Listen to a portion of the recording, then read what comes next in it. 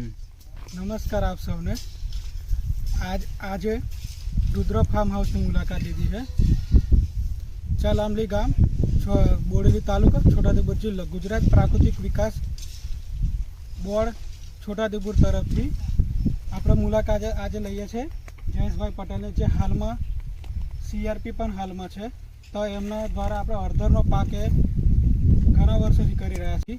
તો હાલમાં એ હળદરના પાક વિશે આપ સંપૂર્ણ માહિતી મેળવીશું અને પ્રાકૃતિક ખેતીમાં કઈ રીતે ઉપયોગી છે, સાથે સાથે કઈ રીતે વેપાર કરી શકાય છે અને એની સાથે આપણે વેપાર કરીને કઈ રીતે નફો મેળવી શકીએ છીએ। અને પ્રાકૃતિક ખેતીનો જે ઉદ્દેશ્ય છે કે ઝીરો બજેટમાં ખેતી કરીને વધુ નફો મેળવવાનો, તો આપણે આજે જયેશભાઈ દ્વારા એની માહિતી સંપૂર્ણપણે મેળવશું। તો જયેશભાઈ, આપણે કેટલા વર્ષથી પાક કરી રહ્યા છો?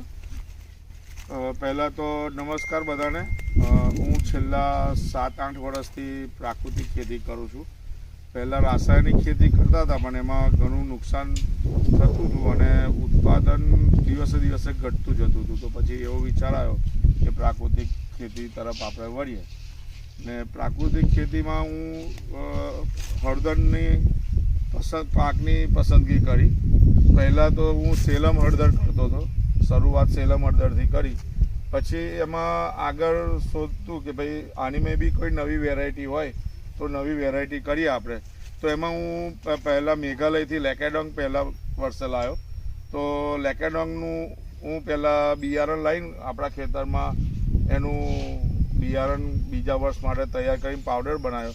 લેકેડોંગ હળદર એમાં એવું કહેવાય છે કે 6 થી 7% કર્ક્યુમિન હોય છે। હળદરમાં મેઇન કર્ક્યુમિન હોય છે। પછી હું બીજા વર્ષે બ્લેક હળદર લાગ્યો। આ બ્લેક હળદર છે એ મેડિસિનલ છે અને એ છે પાન પર તમે આ રીતનું જુઓ ને તો ખબર પડે કે આ બ્લેક હળદર છે। અને બ્લેક હળદર દેખાવમાં આવી હોય છે, આ બ્લેક હળદર હોય છે। આ બ્લેક હળદર એ મેડિસિનલ છે, તે તમારે લંગ્સ, લીવર, ડાયાબિટીસ છે કે પછી કેન્સર હોય, કેન્સરના સેલને બહાર છે, એ આ બધામાં એ આ પાવડર હેલ્પફુલ થાય છે।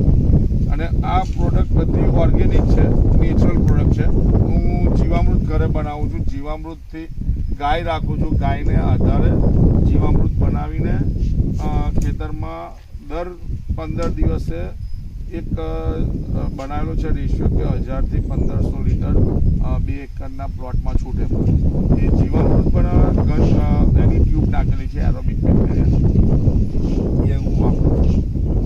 હળદરનું પાવડર બનાવીને એન્ડ યુઝર સુધી પહોંચાડું છું, જે માઉથ એકબીજા થકી એનું માર્કેટિંગ થઈ જાય છે। હું એનું પાવડર ઘરે બનાવીને પેકિંગ બી હું જાતે જ કરું છું।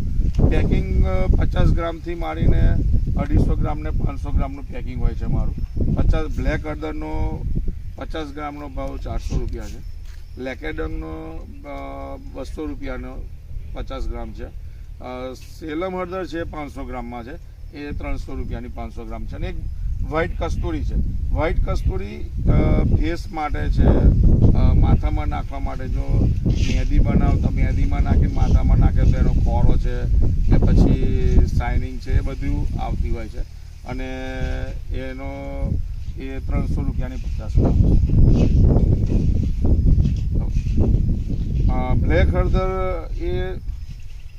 બ્લેક હળદર છે ને 3 થી 4 ગ્રામ લેવાની હોય છે। અને એનું ઉત્પાદન મારે, હું સેલમનું ઉત્પાદન જે 3 એકરમાંથી મારે હું એનો પાવડર બનાવું છું તો 1500 કિલોની આજુબાજુ પાવડર થાય છે મારે। અને આ બ્લેક હળદર છે એ હું 10 ચાસ કરું છું, એમાંથી 200 થી 250 કિલો પાવડર બનાવું છું। અને લેકેડોંગ છે, લેકેડોંગનો બી એટલો જ પાવડર બનતો હોય છે, લગભગ 400-500 કિલો પાવડર બનાવું છું મેં, એ 15-20 ચાસ હોય છે મારા એના। અને વ્હાઇટ કસ્તુરી છે એના 10 ચાસ છે ને એના બી લગભગ 200 કિલો જેવો પાવડર બનાવું છું। આ લેકેડોંગ હળદર છે, પછી આ બ્લેક હળદર છે, આ વ્હાઇટ કસ્તુરી છે। આ 3 હળદર છે, તમે જોઈ શકો 3 દેખાવમાં બી ડિફરન્સ છે। તમે 7-8 વર્ષથી પ્રાકૃતિક ખેતી કરો તો તમને શું ફરક લાગે પ્રાકૃતિક ખેતીમાં? પ્રાકૃતિક ખેતીમાં મને ફરક એટલો કે પહેલાં તો ખેતી કરવાની બહુ મજા આવે છે.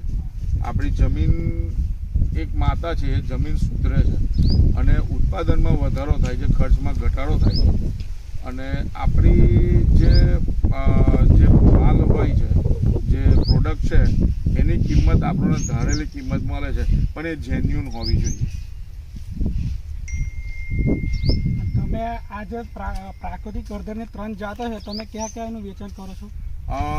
અમે એક એક્ઝિબિશન ભરાતા હોય છે, એક્ઝિબિશનમાં અમે જઈએ છીએ. એક્ઝિબિશનમાં અમે આનું ડિસ્પ્લેમાં બતાવીએ છીએ, અમે મૂકીએ છીએ, એનું પાવડર બધાને બતાવીએ છીએ, ટેસ્ટિંગ કરાવીએ છીએ.